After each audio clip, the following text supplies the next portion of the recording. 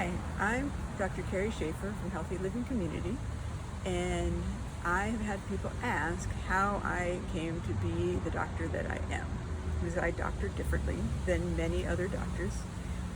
My dentist told me that I don't seem like a doctor, which I thought to be quite a compliment.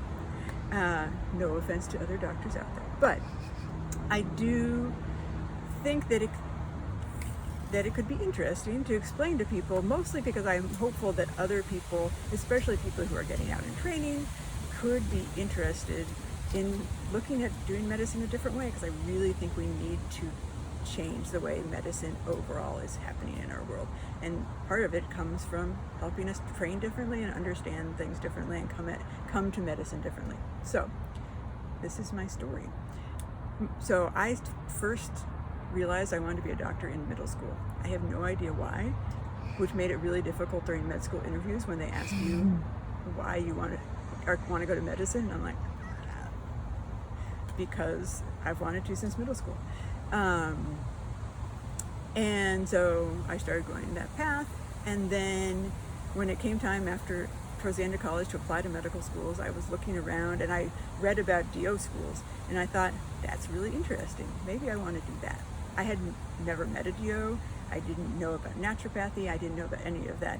But the description was talking about the whole body and a holistic approach to medicine, and I just resonated with me. But I wanted to come back to Oregon, which is where I was from. And I was determined I was going to OHSU. So I said, forget it. I'm going to apply to MD school, and that's the plan. So I applied to schools. I got into OHSU, and I got into University of Wisconsin. And then I decided I wanted to defer. I wanted to take an extra year off between college and medical school. I'd already taken one off, but I wanted another year to just kind of figure out other stuff before going back into school. And OHSU said, you may not defer. And Wisconsin said, okay. So I ended up at University of Wisconsin. During that extra year off, I traveled to Ghana and was there actually just to learn African dancing and drumming. It was an amazingly eye-opening experience culturally, and I had a lot of fun dancing and drumming. But one of the most valuable things that actually came out of that time is I was starting to wonder, did I really want to go to medical school? I wanted to have a family, and I knew that was a pretty long haul.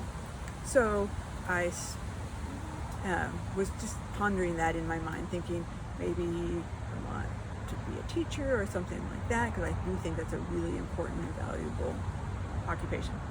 And then one of the other people in the dancing and drumming group was from Australia and was an energy massage therapist. And so she gave me a massage while I was there. And in that time, there was, in the massage, there was also a drummer and a singer all sitting in the room, drumming and singing to the energy of the room. I knew nothing about energy healing or anything like that before this, but I left that massage, which was awesome, by the way. I left it knowing that my job was to be a healer. It just was clear to me. So I left, I came home from Ghana, did some other travels, and then ended up in Wisconsin to medical school.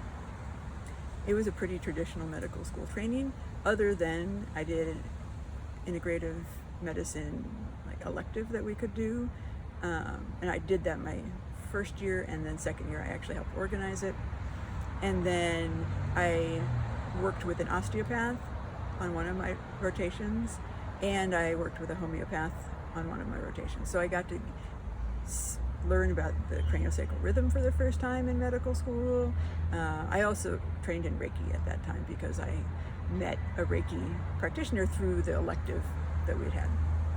So all of that was really cool and powerful and helpful. Plus, Dr. Dave Rakel was at University of Wisconsin at the time, and he is a very amazing practitioner within the functional and alternative medicine fields, and was having him there and having that kind of awareness there was really cool for me. So I looked for a residency program that had integrative medicine as an option, and I found Providence Milwaukee residency where one of my faculty, Dr. Mari Ricker, was a fellow, had finished the integrative medicine fellowship. So I worked with her, and then during residency, I did an osteopathic rotation. I worked with a naturopath. I worked with an acupuncturist, just all to kind of add those tools to my greater toolbox. I really think having the true MD education was helpful for rounding stuff out. I've thought back, and I really think, as much as it sucks, that being in residency was really valuable, because I can come to patients now and be like, I know that you look like you need to go to the hospital, right?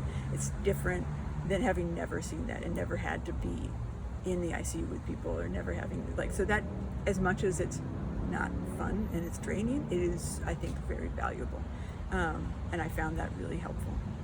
So I left residency when I finished residency in 2010 and joined a small group practice, Portland Family Practice.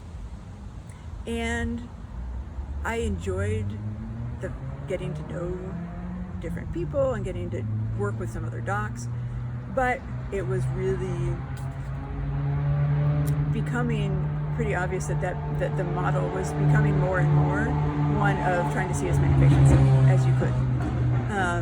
Just because that's what the medical model is set up to do with our insurance payments and things like that. And what I found is, one, it didn't serve patients, right? I couldn't really get to know someone deeply and find out like what they really needed me to find out, help them find out in a really short period of time. And it hurt my soul. Like, I just could not sit there and enjoy doing that work in a rapid fire manner. But I love family medicine, I love primary care, and I love getting to connect with whole families. But then Portland Family Practice was closing, and I was about to have my first baby, and I decided that I was going to start my own practice. So I started my own solo, basically micro practice with one support staff, healthy living family medicine, and started doing a more holistic approach to medicine, long appointment times, and it was really important to me to have three things when I started had my own building, which were windows in my exam room, because where I come from, I didn't have windows in my exam room, color on the walls, and not the bar fluorescent lighting. I achieved all three and love working in my space. So that was really exciting. And then last week I talked about what healthy living community is. So in December of 2018, I came up with the idea of how can we get functional medicine more accessible to people. Functional medicine, holistic medicine, all these things that I've been kind of training extra. Like, I've been working with going to the Institute of Functional Medicine courses, doing craniosacral therapy courses outside, and just trying to get more and more input from a more kind of wide range of education, and bring that all together to try to provide the widest support to patients as possible. And I love my job. I love how I work. I love that my appointment times are half hour and hours. I can really spend time with people. I love that I do cranial sacral therapy, which I'll talk about it on another week, as part of my work, because I really feel like that touch and that awareness and that listening that is done with hands and with ears and with eyes, like all our senses, to just, well, not taste, but all our other senses to really connect and support the person. It's so key, and that time is valuable. And like I said, I love my job, and I wish we could find a way that more docs can truly love what they're doing. The previous Surgeon General, I'm forgetting his name, but he wrote the book Together. And I heard him interviewed by Brene Brown on Unlocking Us, which I will probably mention repeatedly during my video collection. But he, and hopefully I don't butcher this quote, but what he said, and it would just really move me, was that everyone has the power to be a healer because everyone has the power to love. And I just want our medical field to help give the space so that the doctors who all want to love and care can actually do that. And then they can help truly heal. And so that's my hope, that we can help find a way to make that and transform that. And so I'm doing that in our own little healthy living community bubble.